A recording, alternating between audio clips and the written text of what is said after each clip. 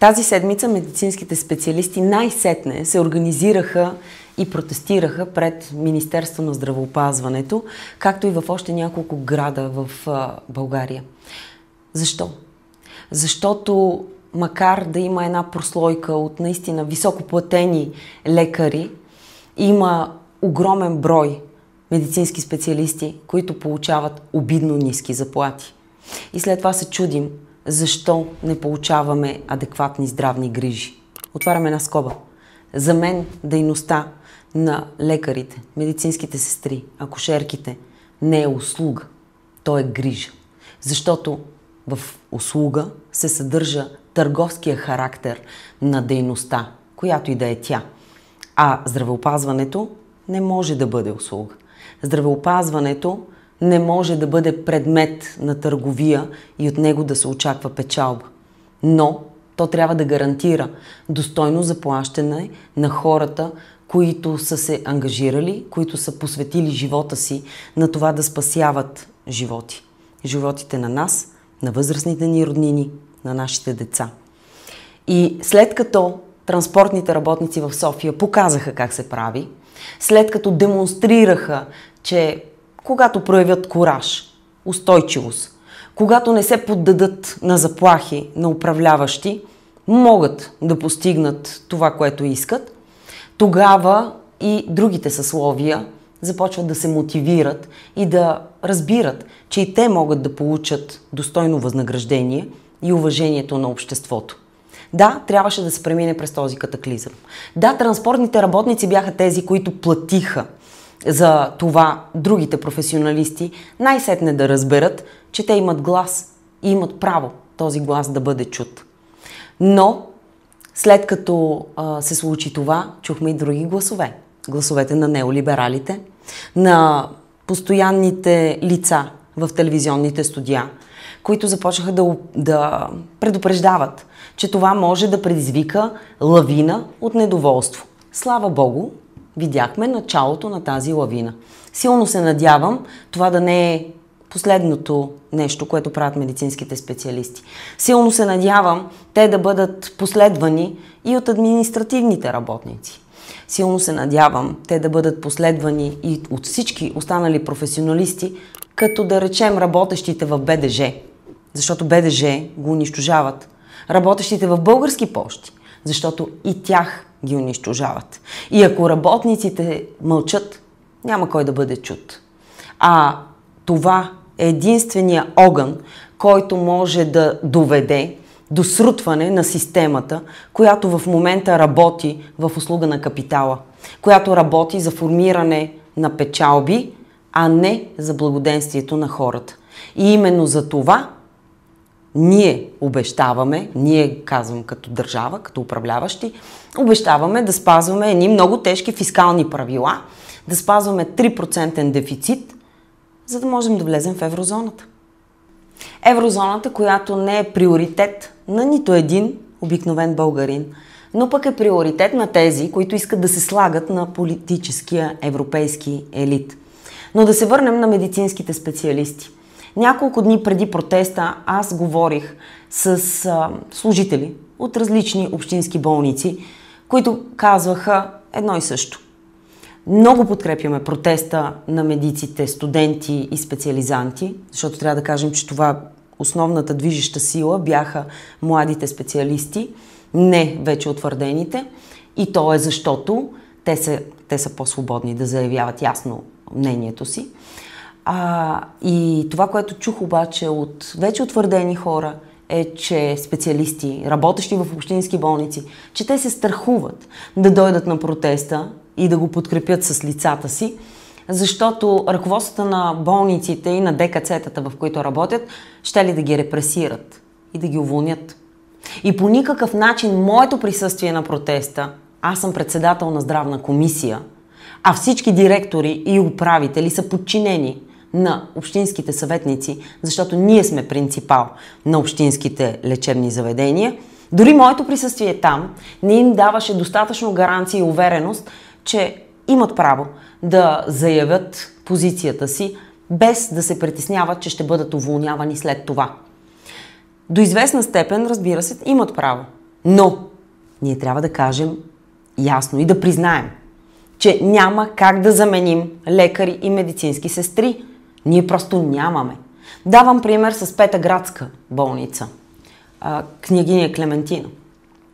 От щат от 850 човека, лекари, санитари, медицински сестри, те работят с половината. Половината от щата не е заед. Просто никой не иска да работи за тези пари. Как тогава една медицинска сестра или един лекар в Петаградска ще бъде заменен с друг? Не е възможно. Хора, разберете, силата е във вас. Просто трябва да имате повече кураж и повече устойчивост. И да, това, което видях след това е разбиране за работническата солидарност. И това е нещото, което лично мен ме окрилява. Защото на протеста на медиците имаше транспортни работници. Същите транспортни работници, които бяха охулвани от част от това съсловие, медицинското съсловие. Защото един коремен хирург получавал малко пари, бил по-малко пари от един ватман. А защо трябва да противопоставяме една професия на друга? И слава Богу, 3 от организаторките на протеста, след това в национална телевизия, в интервю, казаха, че напълно подкрепят исканията на транспортните работници.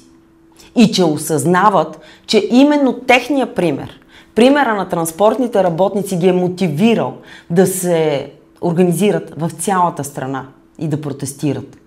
И сега, внимание, нещо изключително важно. За да не остане този протест единствен изблик на желание за постигане на някаква справедливост, трябва да си изберете лидери. Трябва да си изберете хора, с които Министерството да преговаря. В противен случай, да, всичко беше много хубаво, беше много живо и изпълнено със смисъл на самия протест, защото аз бях на протеста, но ще приключите до там. Когато няма с кого да се преговаря, Министерството не преговаря. И второ, членувайте в синдикати, защото там е ясно кой преговаря. Защото и синдикатите не са достатъчно силни, ако вие като млади хора, които осъзнават, че искат да работят в България, не искат да ходят в чужбина. Впрочем, едната от девойките в интервюто каза, че повечето от колегите й не заминават в чужбина. Те просто се пренасочват към други сектори. Някои се занимават с козметика, защото там има повече пари.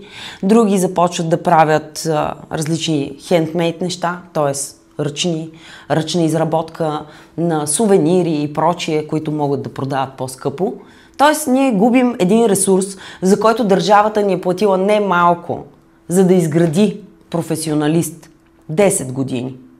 За да отиде той след това и да се занимава с козметика, това просто е несериозно. Ние хабим това, което имаме. И именно за това протестите трябва да продължат, но организациите трябва да станат по-силни, за да може най-сетне да се стигне до подписване на колективен трудов договор. Тъй като вече 14 месеца Министерството на здравеопазването и работодателите в отрасъл здравеопазване отказват да подпишат следващия колективен трудов договор в здравеопазване, с което се саботира увеличаването на заплатите на медицинските работници. И нека министъра на здравеопазването да не ни обяснява, че той подкрепил протестите, обаче нямало как да се случи нещо толкова бързо. Може. Още утре може да подпише колективния трудов договор и ситуацията да се промени. Дори в общински лечебни заведения се подценяват работническите права. В 6-то ДКЦ в София управителя за пореден месец саботира подписването на колективен трудов договор. Държи се изключително пренебрежително с синдикалните представители там. Има общински болници и ДКЦ-та, в които се подписат граждански, а не трудови договори с лекари, което е незаконно. Крие се информация за заплатите, което е незаконно. Тази информация трябва да се предоставя на синдикатите.